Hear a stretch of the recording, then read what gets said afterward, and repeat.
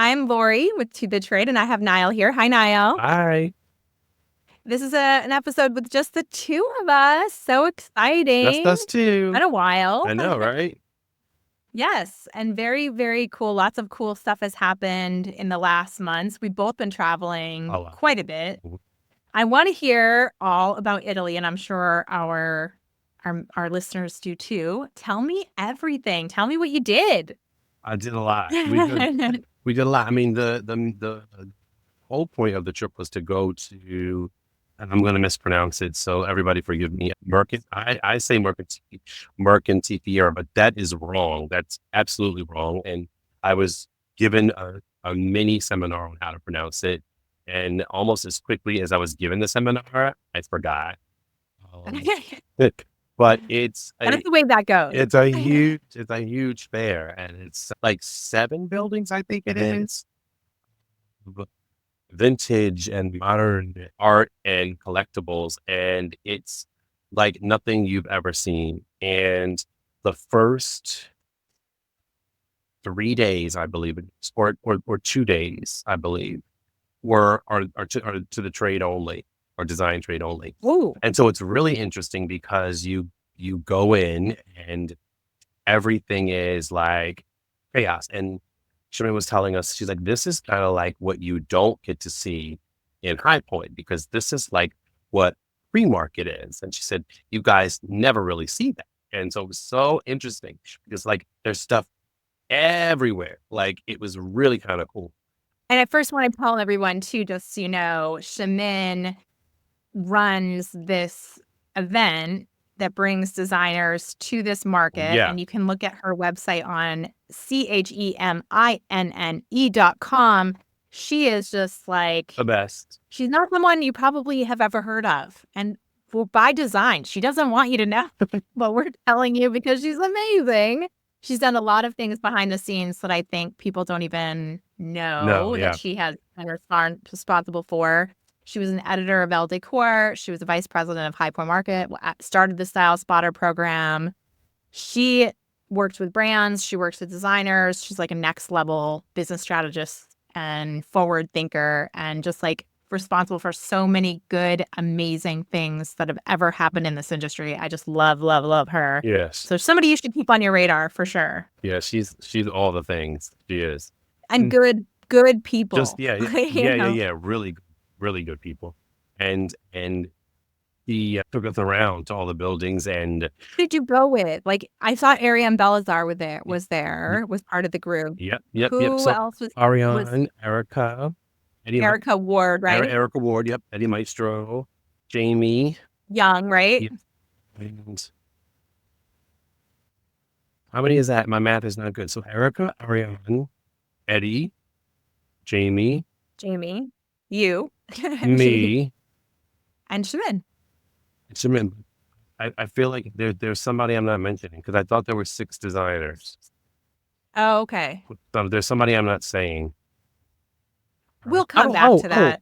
Oh my gosh, the icon himself, legendary Matthew. Oh yes, yeah. Michael Smith. Isn't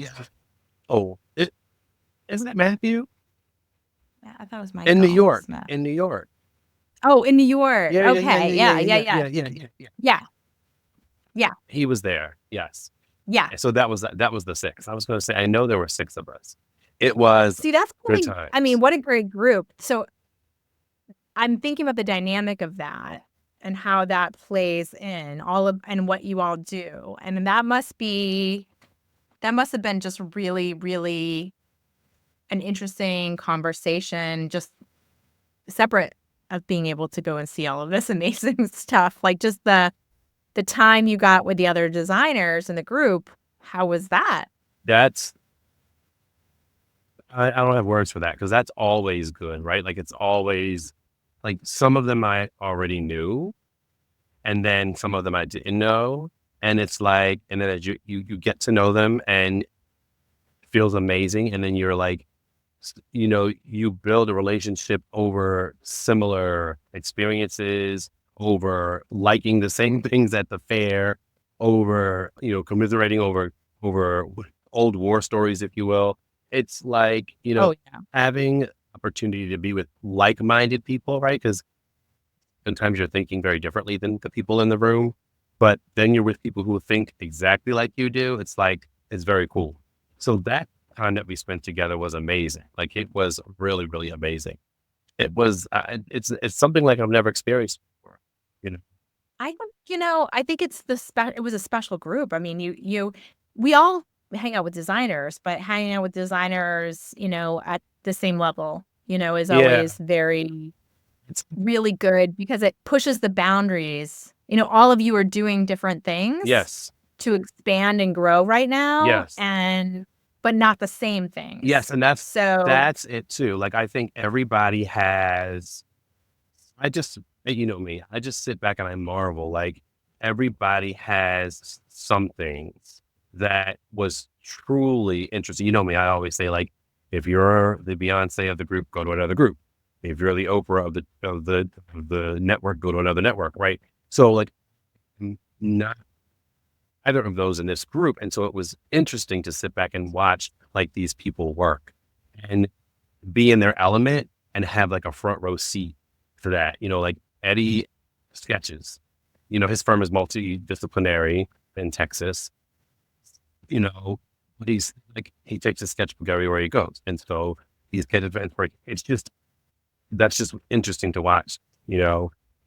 Matthew gets his inspiration from like going to the opera and going to museums. That's just so interesting for me to watch. I love seeing how other people in our industry refuel their creative actions. I I think it's That's so amazing. amazing, That's amazing. especially the people Yeah, who I consider to be really great at what they do. Do you know what I mean? right. Really great. And then there's even funny friends like, Erica, who was like, I'm not buying anything. I'm going to be good. I'm not buying anything. Right. And so, yeah, at the fair. And then she's the one that literally was like, I'll catch you guys later. I got more shopping to do. Like by the end of the trip, like I was like, I can't shop. My feet are burning. And she's like, we got more shopping to do. So the one who said she wasn't buying anything by the end of the trip is like shopping till she drops. It's just so cool. We had such a great time. It really, really, really did.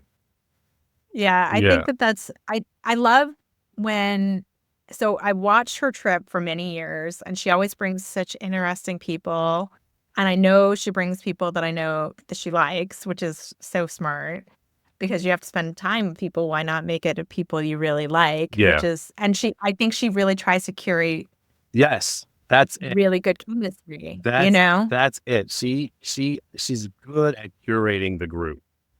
And Right, this was a good because everybody wanted to be together, right? Breakfast, right. the meals, like wanted because Cheminne's like, you know, forget what we were doing. She's like, well, I'll show you guys where this is. And if you guys want to go off, you can go off if you want to go with me. And everybody's like, she's turning around and we're all like still behind or going with her. Because it's like everybody wants to be together.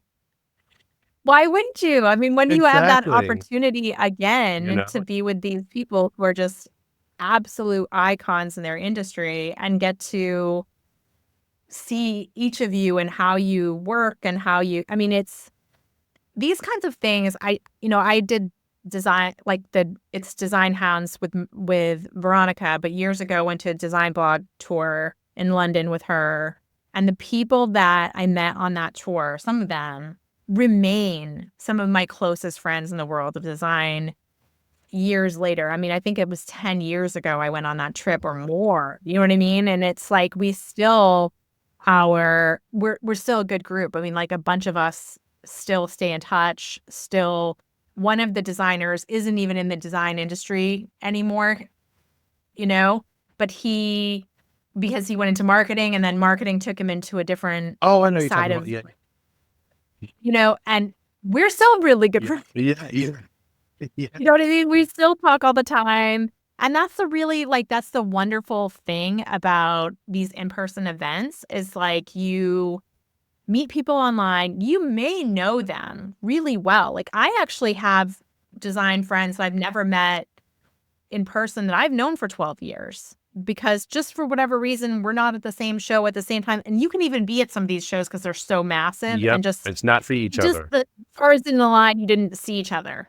That's the way it worked out, that particular show. So I'll know like oh, their kids just graduated, or they, because we're friends online, and so I know a lot about them. They just their son just got married, or oh, they just had a baby, things like that I know about them. That's deeply personal stuff, and I feel like we all kind of like at that point really feel like we know each other, but when you do meet in person, I don't know. It's such a weird feeling because in some ways it feels like I've known you forever.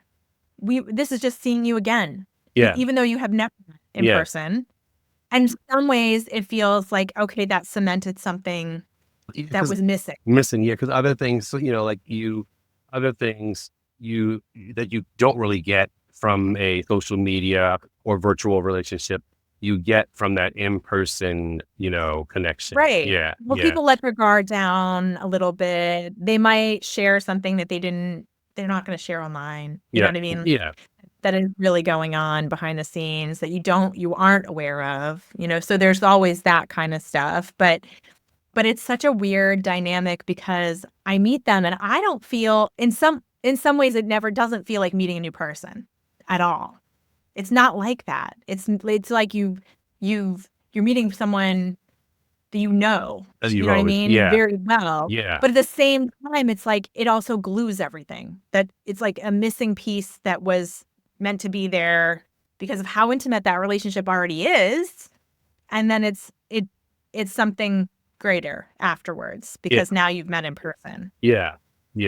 And I want to tell people that are, I'm just gonna forward warn you. Next week is April 1st. It is April Fool's Day, but it's not an April Fool. That we are going to do our quarterly Let's Follow Each Other that we always do, It's 10 a.m. Not a East Coast time, not a drill. Not you a got to drill. do it because Not a you drill. will get 100 followers almost every time. Everybody gets 100 followers, new followers. You're going to meet designers from all over the world because designers pop in from everywhere and say, I'm from here and I'm doing this and I like this and I'm from here. And it's so awesome. We get like about 1,000 comments. This market, we're going to be doing some collaborative. So some other people are going to post it with us, which is exciting. Nice. So we hope to grow it a little bit and cross-pollinate some communities.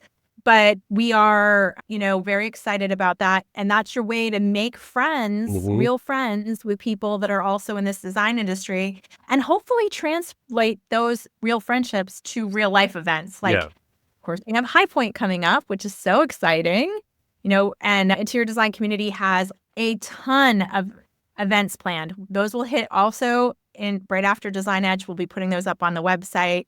We have 6 panels. We have a free tour that we bring people around and show them market. And we really focus in on how you can make money as a designer. So we what can you customize? What can you do that's special? You really love that. And we're going to have a party Sunday, 3:30 at Curry & Company. Curry & Company renovated their whole showroom, brand new. It's so nice. We're excited to be like the first in there to party it up with them.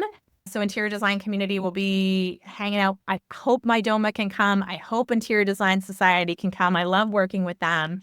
And all of you designers in the community, we want you there. We want you coming in and hanging out with us. We've got some designer dinners. So reach out to me if you're interested in coming into a designer dinner. We've got some sponsored dinners we're putting together. And we just really want to hang out. Yeah. I mean, Nile and I love to meet you in person and hang out with you and see what you're all. And hug your neck. Yes, and hug your neck. We like it. We're touchy-feely. Yes, we Not do. in a gross way. No, not in a gross way. Yes, in a designery way, right? In a designer. So lovely. Yeah. So it's really going to be a lot of fun. And I just want you to know, if you go to these things, we couldn't be, Nile and I are such great friends, but we couldn't be more different as people. Like I'm like the outgoing one. Nile's the more reserved one. I just want to fit in the corner. And I want to pull him out, pick a part of her. But I also need to know he needs to recharge. So I'm good with it. And I, I think that it's okay for market to be what you need market to be, but I don't want you afraid or feeling like you're alone ever. And it can feel like that if you're first time at market or even not first time at market, but you feel like you don't have those friendships and connections to Yeah. someone to partner with. You can come on the tour. You're going to meet a bunch of friends on that if that's your first time at market. We have a sign up for that. You can come to any of our events. We will introduce you to a group of people. Come to our parties, come to our dinners. Like, we want all of you to feel like you have friends and family at markets and events, because that's what the community should be about. That's what community in general should be about, is friendship and getting to know one another and feeling like that you belong, because you all do. You all belong at High Point Market, and you all belong at all of these markets. And we want you to feel like you have that built-in friendship and connection through interior design community. Yeah. That's really why we do it. Don't let it scare you, Don't let it scare you. And we're okay meeting you where you are. If you need a day off, some people come to market and, they go in for an hour or two and then they go back to their hotel because as much as they can do. I used to. I mean, when I would visit market as a designer, as a working designer, I hit it hard for a day. I go for the entire time, but I hit it hard for a day. And then the next day I typically take off, and then I hit it hard for the next day because it's so sensory overload for me. It's just too much. And if I'm there from 8 a.m. to almost 5 or 6 p.m., I don't go back the next day. I need a day to decompress. And then the day after that, I go back. So yeah, I mean, you have to do it. Like and you it's said, okay. do what Wherever works for you. you are, taking that time, whether it be a day or whether it be intermittent time, even where you need to go sit down. There are a lot of quiet areas that are unused. I will tell you, if you go to Suites at Market Square and you go up into any of those hangout areas that are outside that speaking area, it's a very quiet place to sit down on a couch. Super and quiet. Rest your feet. Yeah. Very quiet. You can get a little work done if you need to get some work done. It's underutilized, in my opinion. I go up there. There's 3 or 4 different lounge areas that are sponsored areas for designers to sit and chill, and they're very rarely used. So they're often just empty. But go and use that space if you need, not just for, you could use it for working. You could use it for decompressing. Mm-hmm. You could use it for resting your feet. You could use it for, a meeting area for meeting someone.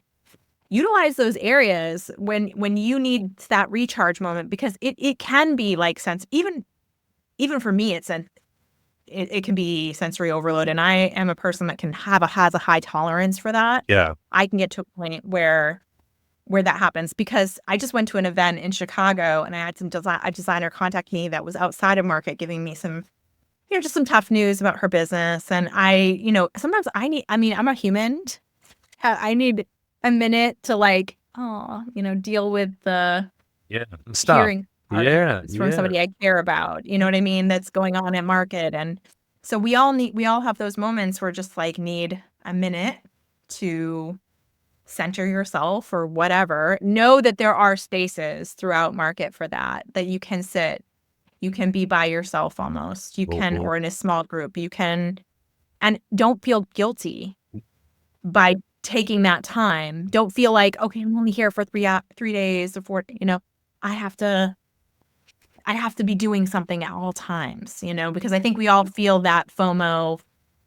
We should be doing something. I should be shopping. I should be this. I should be doing that. Yeah. And then here's the thing too. I tell people and so so that we can eliminate this right now, you could go all day, every day, open to close, and you would still miss out. So you would. Now that we've established that, don't. Now that we've established that, no, it doesn't matter. You're not going to hit every panel. You're not going to hit every showroom. Yeah. You're not going to see everybody you'd love to see. No. That's just not going to happen. No. And why would you want to? Because, like the old folks say, something to everything is nothing to anything. So you just need to figure out what works for you. Do that. And set some small goals too. It could be like, I was just talking to you, Nile, it could be 5 connections you want to make, 5 events you want to do, maybe a panel, maybe a dinner, maybe a breakfast with meeting, whatever that might be. patio party, whatever, come to the Korean company party, something like that. And then 5 pieces of content or products that you can sell to your clients. Yeah. I know That your client would love. I know a And if you designer that does do it it in by the day. bite-sized pieces like that, and you divide it through the days, you will feel that sense of accomplishment because you will have gotten what you set out to do. Make it done. reasonable. Yeah. Make it reasonable It's that you don't supposed to be have fun. to. It's supposed to be fun, and it's supposed to be social, and it's supposed to be interesting. But I do want to stress, and this is something that I don't think anyone talks about except a few key places, and I will actually say Cheminne is the one who brought this up to me, is that we often forget, because we were at High Point, the factories that represent and the hardworking factory workers that all represent the products that we're seeing at market. And so I do want you to take a minute thinking about that while you're at market, if you can, look at those chairs and imagine the people that touched them, or the years of craft. Sometimes it's multi-generational families that have worked in Hickory, North Carolina. They make furniture, and they've been making furniture for generations. And it matters to them that you're there. So yeah, we're having drinks, and we're having food, and we're, doing a lot of fun, and we're meeting a lot of people, and we're learning things. But all of those products do represent people, and people who worked really hard and really are there to show you what they've got, because they want you to specify those projects so that they can keep the lights on themselves. So thinking about that a little bit, just a little bit, to recognize the hard work and the dedication of thousands and thousands of makers that are bringing all of that product to furniture in hopes that you will see it and you will buy it.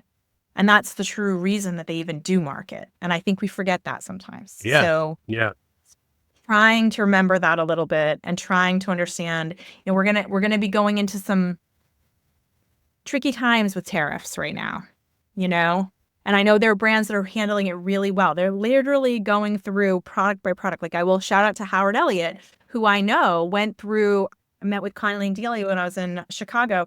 They didn't do a cross-platform increase. They are going line by line. Does this have nickel or aluminum in it? We got to raise it based on the tariff of the nickel. You know what I mean? They're going based on the material tariff and how much it's going to affect each product individually, and not doing a general price increase. Nice. Which I think we all need to be cognizant of, and push back on the brands that are maybe not handling it as elegantly as that. I think that's a really, really great way to handle it, and recognize that even U.S. manufactured product lines, like many of them at High Point, a lot of times there are going to be tariff increases, even though it's made in the USA, because there are products within that product that are not made in the USA. Yeah. So it could be brackets, it could be wood, it could be fabric, it could be, just the base material of textile. So each individual piece of the materials that are making those products are going to see an individual new taxation rate. So we need to be thinking about how that affects us, protecting us directly with our clients, and educating our clients about what might change. And definitely in your contract, prices might change between order and delivery. And you are responsible for that, Mr. Customer, not me as the designer. That should be there. And then just educating in the process that no one's trying to price gouge, as far as I've heard. And if we are, we need to, as the community, hold them accountable, because come on, we're already suffering enough. Yeah.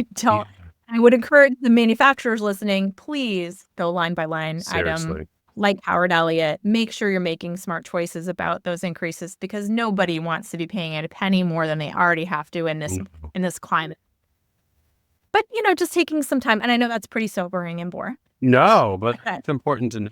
It's something that it's hard to, we don't always remember. No, that is it's important. I think that, because I can remember being in a Uber and being driven to market a few years ago. I forget what the conversation was about, but it was about maybe a $1,500 sofa versus the $15,000 sofa. And I said something like, I don't know, something like that $15,000 off, I don't know, something about it. The drivers, well, we need both of them. He said because both of them gave the people in here jobs. Both of them gave the people in High Point jobs. And really, I made the flippant comment because I didn't want to seem like the snotty Right. designer. You were I trying was to, trying yeah, to like, not be that guy, right? And here I am. See, that's what I get for judging, but not trying to judge, right? And so I'm like, oh, well, that $15,000 stuff. And here he is teaching me something. He's like, well, we need both. He right. said because both of them gave jobs. Keep the lights on for I was so many and people I out was like, there, keep people, little kids in braces, yep, keep, food on the table yep. So for you're a lot right. of American families, Yeah, you're right. and just taking the time to remember that. And it's okay if you don't buy at market, but just kind of like, how can you position what is here? You've taken the time to come. You're taking your time to educate yourself about product, but how can we become more What's your educated RO? about the products so that we can make sure we're positioning these products in the correct way with the client. So we really know the storytelling. We really know, like, dig into those 5 products and Yep. know, how is it manufactured? Why is it $7,000?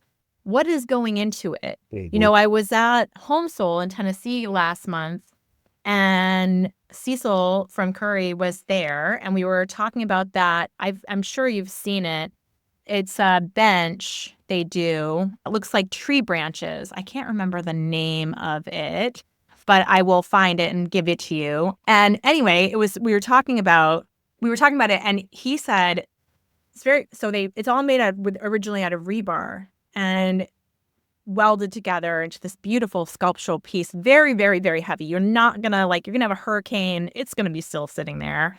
And but they have like a moment in time when they have to put the concrete on it, and if it is a textured, like it looks like tree branches, really, then they actually go through, and 6 people will put that concrete on by hand. And if it isn't textured, it will be 4 people putting that It's the Elwyn large bench or the Elwyn small bench. The small is $3,240 retail. The large bench is $4,990 retail. And up close and personal, they are literally stunning. They look like these tree branches and then Oh, a bench seat. yep. I'm They're familiar. and they're human. The large one is truly Yeah, they're massive. beautiful. Yeah. But the handcraft part of it, where they're putting that concrete on by hand, and they're 2 other people are molding and scraping so that it looks like it's got, texture of the branches when they do that additional treatment. And then to know as a designer that it is concrete. And so over time, because concrete expands and contracts, it will have these little beautiful light cracks throughout. And that's kind of just the patina of the item. But it adds so much. I've seen them in the most beautiful garden settings where people have gotten like moss to grow near it. And it's just like secret garden. I mean, just Yeah, they're so, so good looking. so stunning. Yeah. And, it's so much time and thought went into how that is made, how that is put together. And when you're talking to a client and telling them about what goes into the manufacturing of the process, like, I have a big problem with websites like dupe.com and things like that. And it's not because I want you to have a situation where you can make your life easier, right? One product is not available, would be great to be able to take their photo and find one that's close, Right. right?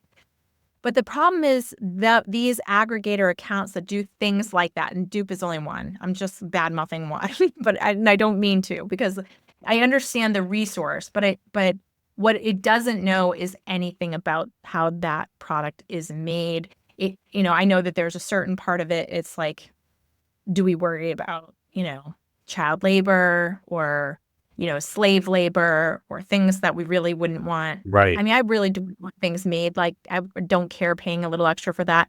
But the other things are more practical. Like, is it going to last more than 3 months? You know, is it going to fall apart? Is it full of chemicals that I'm going to be breathing in that are cancer Yep. causing, that are going to cause for my family? Like those things we don't know. Nope. And so when you're working with the manufacturers, you know, and a lot of designers, that's why they work with the manufacturers at different price points. So I'm not always saying like, okay, everything is No. $7,000 Yeah. or $1,000. Designers know your more reasonable items too, but there's, you know, when it's $7,000, it's not ever $7,000 because they priced it that to make 90% profit. Right. Like it's $7,000 because that's how expensive everything that went into it is. I mean, there's nobody, furniture industry, there's nobody making 90% on anything, you know? So that's why it is. I mean, it's truly some work of art piece. And not everybody cares about that, right? But there are certain people who do. And so, you know, I would challenge you, if you're going to these markets, to learn the story behind at least 5 products that are meaningful to you and your clients so that you can, when you go in, maybe it'll be good for content. You know, maybe you can talk about good, better, best about sofas. Maybe it will be good for you to do a video to talk about the quality of a piece, like how something is made. We're all interested in how things are made. Yeah. Yeah. So I'm assuming your clients would be too. And that's important because then They care. you can have that discussion with them when they want a piece and they're like, oh, I don't pay that much for that, do I? Or can't we go Can we lower? find something cheaper? Can we buy Yeah. something cheaper? And then you can speak to why, you know, because Right. you've done that research and you kick the tires in person. You could say, well, you know, I've seen this in person, and let me tell you, you know, this is why I believe it's the better choice. You know, Right. I'm not telling you to get it just because it's more expensive. You know, I'm telling you to No. get it because I've actually seen it in person. I've touched it. I've researched on it, you know. And I know, like, when you sit on it, you know, the height is gonna be appropriate for your body, and I know that the fabric is not gonna get loose over time because it's a cheaper, stretchier fabric, and I Or know it's going to be that you can matched. rubbing chocolate into it isn't gonna ruin the piece because it's got a performance fabric in it, or whatever that might be. Yep. You know, take the time to ask questions and not just take pictures in the showrooms and move along. You know, this is your opportunity to really dig in. Like, how is this made? And if the salesperson that is there or the rep that is there isn't able to answer those questions, find someone there who does. And because guarantee you, there's somebody who knows a lot about that product line and can really they are there at High Point and can really dig in and tell you what actually goes in. It takes 7 days sometimes to make something, or it takes 30 days to make certain things. Like, it's just, that's why they're expensive, you know? So figure out your whys, because that will help you become better at what you do. Because when you're asked, when there's pushback about pricing, you better know, because you're trying to be marketing, and Otherwise, you you better know do why. look like you're trying to take them. Right. Yeah. Otherwise, you do look like you're trying to take them. You do look like you're just selling it based on the price. Yep. If you don't know Yep. the stories. So true. You know, try to come up with some, you know, and the more you do it, every time you go to market, if you make it a goal of yours to learn these backstories, to learn a little bit, then you're much more likely to have a collection of materials that off the top of your head, you can go, okay, yeah, I know why that's special, and I know that this is special. I know why this is good, and I know it's this, but and 10 years down your career, 20 years down your career, you're going to be a prolific designer who is successful. The designers who, I will tell you, this is something just as an observatory role in the world of design. I've watched a lot of designers come up and become famous even in this industry. And I don't believe it's whatever certification you get. I don't believe it's based on whatever school you went to. I don't believe it's based on how beautiful you are, or that you live in the most fancy neighborhood, or that you have money on your own, or you have connections. All of those things can help. I'm not going to say they don't. I was going to say, they can. All of those things can help you. But the things I think that separates really, really good designers versus the ones that kind of never get there are the designers who are just absorbing every time they can, they're learning, Oh, and they never agreed. stop Oh, yeah. learning. Agreed. That to me is Agreed. the one differentiator. It's the tenacity to keep learning and asking questions and not sitting ever on these are the people, maybe they're not the most famous designers, but they're the people that have I think, the strongest careers in And design. they keep The going. most, Yeah. they keep going because they just keep on, like Rose Dossel. I'm just going to mention her because I just love, love, love her. She doesn't go to a show where she doesn't learn stuff. I mean, she did every show. Like we were at KBIS and she was looking at all the textured glass that's coming in. Like the glass block is coming in and these really cool textured panels are coming in. Like they look like rivers and they look like, they're very organic looking. And, cold plunge was big this market, but also a little bit less. I mean, it was just like, how can these different attributes be utilized Hmm. in different markets, like good, better, best. Like, oh, a new refrigerator came out that has a better panel size Hmm. for a certain kitchen layout. Just like whatever it is that And you can maybe it's kind not of and maybe it's use. not product. Don't feel like you have to, if you're going and you're like, oh my God, I can't learn anything about this. Like nobody's around or everybody's busy. And maybe it's not product that you learn about. Maybe you connect with some colleagues and you're having dinner and maybe you're learning about, business operations. Maybe you go to a seminar and you learn about contracts. Maybe you learn about PR, Right. whatever it is, but you walk away, and more enriched than you were when you arrived. You walk away with something, and that's the whole point. Oh, yeah. Because if you're not learning, you're not growing, and anything that's not growing is dead. And so then what's the Right. point, So I couldn't agree with you more. And honestly, we tried to, Niall and I brainstorm on panels, and we really do try to give you guys like the questions of the day that come in all the time. And we aggregate those questions, and I want to know which ones are the most popular, and then turning those into panels for you because we know this is the stuff that designers are struggling with. So we're doing one that's about data, which sounds kind of boring, but it's like, how does data drive sales, and how do we use data to become predictors of sales?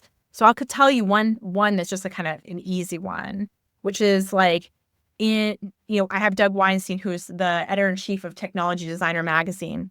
And before the LA fires, Doug and I were in a meeting, and he was telling me that, less and less searches for sustainability in design that's going down. And what is going up is climate change design. And he said the reason is because, it's terrible when there's a tragedy when people lose their homes through hurricane or through fires. But the other part of it that no one really talks about is all of those things also cause toxic chemicals to get into the air, the water, ground. And so people are trying to design passive home designs where your home can become like its own little environment, and that it's airtight and where you can control the water and the filtration, the air filtration, what is getting inside your home that you don't see, and how can we keep that environment as clean as possible, because all of those houses that were around the fire were also still, those people were still breathing in those chemicals. We're still, and we know that, like, look at all of the people from September 11 that went in to help and then developed terrible cancers after. Yeah. It's things that we need to be aware of, and really good opportunities as a designer to really educate yourself about how data can be utilized to become a predictor and what you should be selling and how you should be creating that narrative for your clients so that you're just protecting them, which is what you want to do. So things like that. We're doing one on data, how data can drive sales. We're doing one on how to get noticed through PR. We're doing one on pricing. We're really going to dig in with people who actually work with tons and tons of designers from a data perspective on how designers price, where we can make incremental changes that can bring you more profit. So we're going to be doing a lot of really like valuable panels. And really the goal is, like, I always want, Luann told me this, but I agree 100% from Luann Nagara, is that you want to make sure your sponsors get their moment of sunshine. You want to make sure your panelists have good questions to answer, and that they are educated and will be able to shine themselves because they're such great people, and you obviously pick them because they're wonderful and they have a lot to give. Mhm. But our biggest I think always is to the audience, so that they have really strong takeaways. Yes. Because you're spending your time listening to us when you could be out there shopping and making money for yourself. Yeah. And that's a huge responsibility. And we want to make sure we're taking that seriously and giving you value as much as you can possibly absorb. Yeah. And you can take that with you. And that's what we're trying to put together. Cohesive environment of like fun and friendship and learning and all those good goodies. The perfect combination, Yeah. And I mean, and nothing beats like even also just like after all of it, having a glass of wine, sitting and gabbing, A little wine just down. wind down, break have the evening wind down where you discuss like everything you saw and what did you do, what did you see, and we're gonna have some dinners that we put together where designers can have those experiences too, which they'll be smaller and intimate, but you can sign up. We've got some sponsors and really be able to sit and just enjoy each other and learn from one another. Because I mean, I only can see a certain amount of market. Yeah, you can only take in so much. So right. So sharing that knowledge too at the end with other designers about what those golden nuggets were, is so that we always all good. Always rise. What did you together. like? What did you like? What did you see? You're so good at. Yeah. I would say that is like, you can always feel free to reach out to Nile. He is so great. Yeah. At behind the scenes, like, what did you see? I love to share. Heard that. Yeah. Like, he is a person and a true confidant. It's not going to go anywhere. No. But you can trust him. It's just like you can trust IDC with your secrets. We don't share any designer names about anything that's going on. It's all confidential. So if you want to ask a question you don't think you'd want to ask in public to us, pull aside. And truthfully, DM. 9 times out of 10, actually probably 10 times out of 10, that question that you might be afraid to ask, even though your name is not going to be mentioned, there's probably 50 to 100 other designers that are like, oh my God, I'm so glad they asked. I'm so glad. Well, isn't it true how many times like we post this stuff and then like people are like, are you in my mind? I'm going through this right now. Like, and that wasn't the designer that asked, Yeah. So it absolutely. I had one time that was really funny because I had a designer ask and talk about ageism, and this designer hadn't gotten selected to go to any holiday events, and it was like, and this designer was just like feeling like people were being passed over because they had purchased a lot. It wasn't like they were not purchasing a lot, but they weren't getting Christmas or holiday cards, no parties, nothing, and had wondered if it had to do with ageism. And I put the question out there, and it became mini viral in our industry. I mean, it wasn't like viral in terms of like the world, but in terms of our industry, a lot of people were talking about it. And we had some really lively conversations both on our private Facebook group and on Instagram. And it was pretty funny how many people assumed it was a woman, but it was a man. Good speed. Wow. Because I'm sure as you were listening, you might have even thought it was a woman, but it was a man that had written that in. And that's interesting. That it was interesting for me because they were like, this always happens to women, and you can easily think that it would, but in this particular case, it was a man that wrote that in. And I found that found that very interesting, our own internal bias and how we see the question and how we relate that to our own experience and how we make a lot of assumptions based on the question. You know what I mean? I see that a lot. Wow. Yeah. Wow. Right? That's mind blowing. No, when I was describing. No, literally, I just knew it was a woman. I was like, oh, I wonder who that was. Yeah. Yeah. Yeah. Yeah. I mean, That's it's just incredible. it's funny the dynamics that kind of come up, but those are the things that these are sometimes I think it's so strange too about the community because the questions come in and I will see answers and I've gotten to know designers all over the world and I'll know that designer's in Australia and that designer's in Southern California and that designer is in South Africa.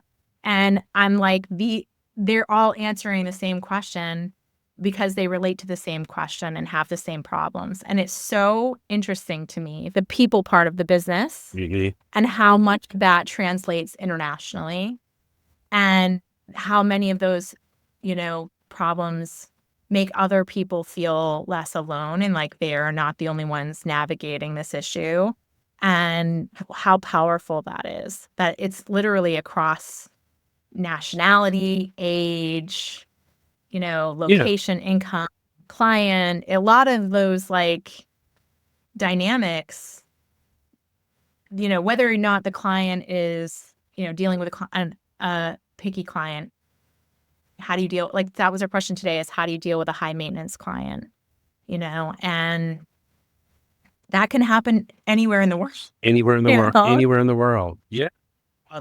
anywhere in the world you can be dealing with a high maintenance client And and and you can get a really and any advice from someone and any around the level world. and any project level, it could be a super high Yeah. end or it could be a mid range project. It could be high maintenance no Or it matter could what. be a budget. I mean, it literally could be a budget. Sometimes your lowest budget X We could do a whole going to show be on your that.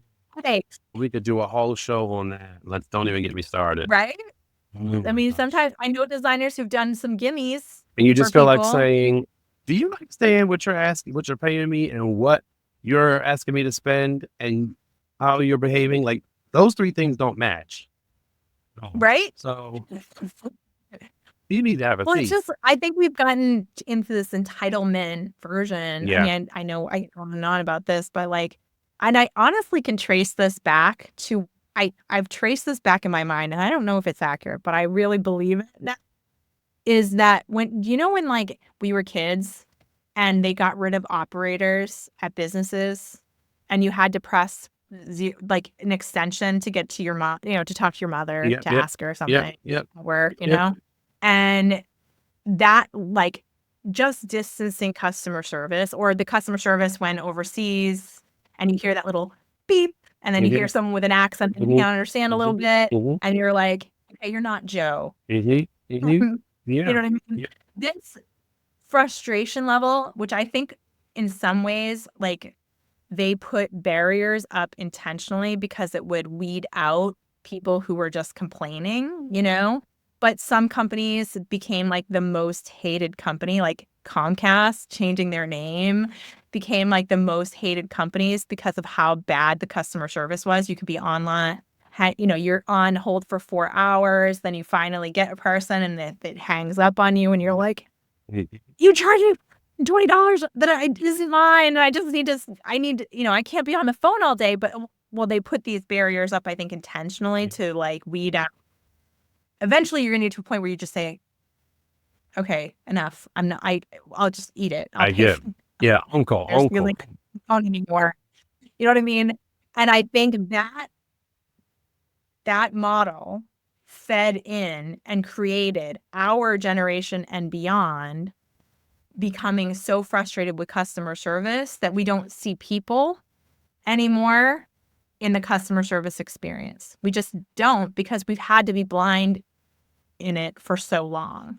And it's created, you have to be the squeaky wheel to get the grace. You have to do those. You have to escalate. So it keeps people like in this like level of 9 and not seeing you as a person because you already know it's the expectation that customer service needs to be so extra and that it's, you know what I mean? Yeah. I also And that you think. have to be sure to get it.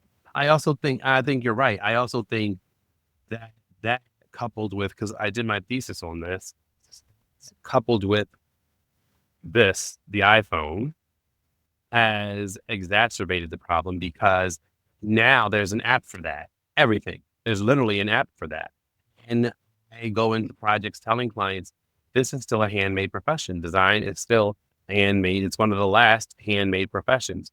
while we have a lot of technology that helps us push, our ideas to you and helps us, communicate with you if you're overseas or wherever, we, the way we, pull everything together it's handmade, so to speak. And so there's no app for that.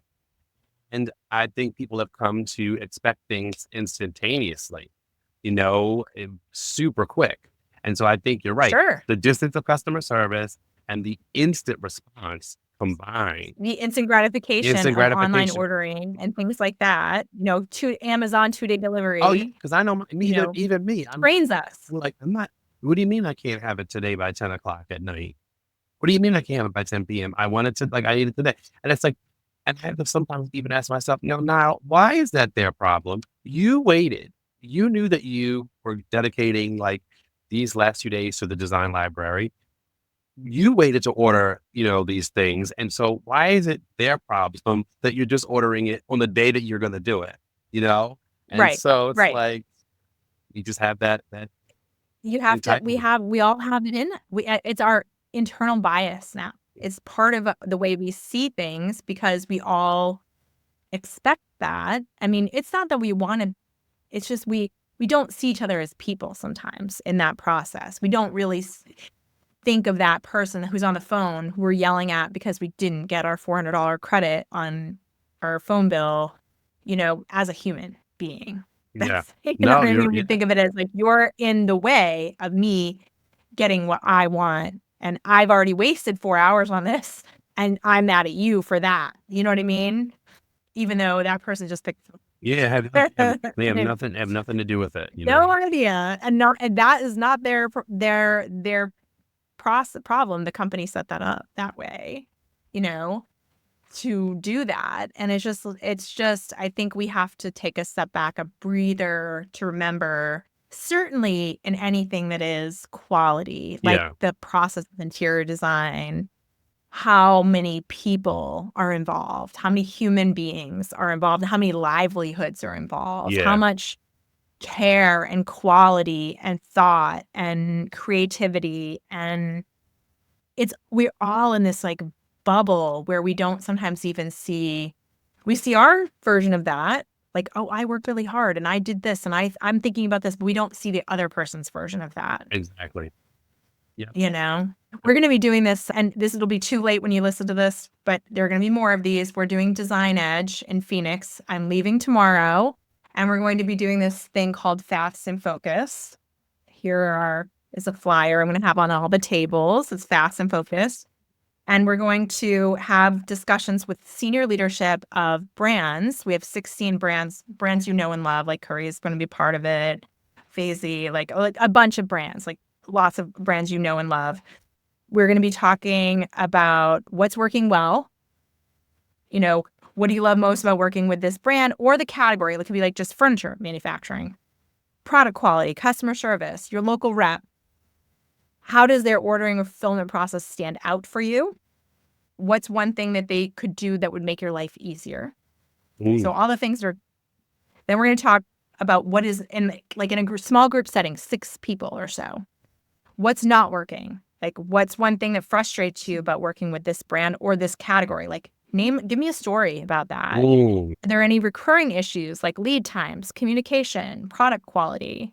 Have you ever considered switching to a different brand and why? How much time do you have? I know that's a hard one, right? And how can we collaborate better together? How can we be better at creating visibility? Think, sharing your posts if you tag them, or user-generated content, or design storytelling. Would you be open to working together on paid opportunities like Pinterest and blogging feature or designer spotlight campaigns? What tools would they need to support you? Like marketing kits or press kits would make your life easier to promote the brand in an organic way. So how can we work better together? And what I'm hoping happens from this I hope it doesn't stay at Design Edge, even though I love, love, love Design Edge and want to make Design Edge an interior design community like pet project. Yeah. I really hope that this changes the way we all talk to each other. Yes. That we all dig in and ask questions and we figure out how to work better together. And we recognize that this idea of quality custom service. We're in this all together, the trade brands and the interior designers. And we really need to come together in a world where instant gratification and e-commerce are just like plentiful. And there's a lot of misinformation, but a lot of information overload out there. How do we disseminate that in a way that we can work together better and explain our value proposition as designer and to the trade brand, as a community of people. And so I'm excited about it because I'm like, it's like, in the Real World, when we used to watch The Real World, like back in the day, like when they were like, and they put these people together and to start getting real in the real world. You know what I mean? I don't know why, but it's like then in my head this entire time on fanning this, I'm like, we're just going to put them together and they're going to let go of preface and we're going to start being real. But I'm like, that's so what is needed in our industry because we all just are like, that's a beautiful light. Oh my God. Snap. And then we leave. And you leave. Yeah, when we know gosh darn well, we actually have a problem with them. Yes. We actually have a real problem, a business problem that we could be solving together by actually having just conversations with decision makers, in the moment we're in the room. And I'm hoping, and I know this might be like pie in the sky, but I'm like hoping that this becomes a phenomenon in the industry where we really are like having that this becomes the norm to talk to each other in ways that really help one another. Because I also don't think that brands understand what we go through either. Like they're used to dealing with retailers who had very predictable, like, we're going to order 6 of these sofas every quarter. You know what I mean? Yeah, who have space. Don't work that way. Yeah, they have space on the floor. Who have space, who have regular orderings and regular buying cycles. And it's very difficult for them to work with designers because we are completely unpredictable about what we can order and when. So like putting how do they really like forecast for that? How do they have enough fabric and enough materials to make product when they don't really understand our buying cycle? We're a very difficult buying cycle. And so there are some challenges of working with designers, which I think are really interesting and solvable problems, and how we can, work together and understand one another. And that will help them become better at predicting what we want and how we need to work. Because, I think there needs to be empathy on both sides, like understanding the other person and how that actually, what's meaningful to the designer and what's meaningful to the brand. Yeah. But we are actually on the same side of this. We're both actually have the same goal, which is sales of you would think product people, you would, and how can we work better together to make that happen and make that much more like fruitful situation for all of us. So with that, I think we're going to close out here today because this has been I love our banter episodes. Me too. I always call them our banter. Me too. We get so much I love interviewing other people. Don't get me wrong. Oh, I do too. Because you know me. Love it. I love you walk away with the gems and you learn a lot. But I like these too. Yeah, me too. And I learn a lot of doing this too. And we get to talk about all the things that we love and we're doing.